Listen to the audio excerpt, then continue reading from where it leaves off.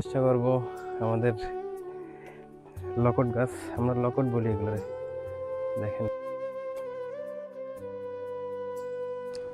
পুরোটা গাছ জুড়ে লাল হয়ে আছে। দেখেন পাতার তুলনায় কিন্তু লকটের পরিমাণ বেশি দেখা যাচ্ছে এখানে। দেখেন লকটগুলো অনেক মিষ্টি। আচ্ছা, আমাদের বাগেরহাট অঞ্চলে কিন্তু এগুলোকে লগট বলে, কিন্তু আপনারা কোনখান থেকে দেখতেছেন ভিডিওর মাধ্যমে জানাবেন আপনাদের ভাষায় কি বলে এটাকে। এই দেখেন লাল থোকায় থোকায় ধরে আছে,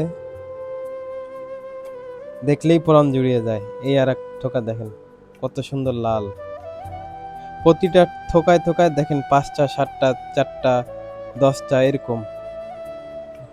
আল্লাহর রহমতে যেই পরিমাণ লকট ধরে আমরা তো খেয়েই পারি না, এবং আশেপাশে আমাদের বাড়ির যত ঘর আছে সব ঘরেই দেওয়ার চেষ্টা করি এবং দেই। গাছটা যখন লাগানো হয় তখন আমি বুঝতেও পারিনি যে এরকম কালার হবে কিংবা এরকম ফল হবে। আসলে কল্পনার বাইরে ছিল তখন।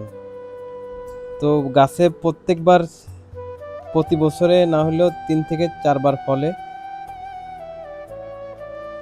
দেখেন নিচে এগুলো সব পড়ে আছে, মানে উপর থেকে পেকে পেকে নিচে সব পড়ে যায়।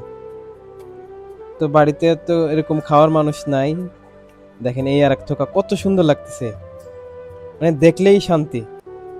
খাওয়ার দরকার হয় না, দেখলেই শান্তি লাগে। এই গাছটি লাগানো হয়েছিল মাত্র 50 টাকা দিয়ে।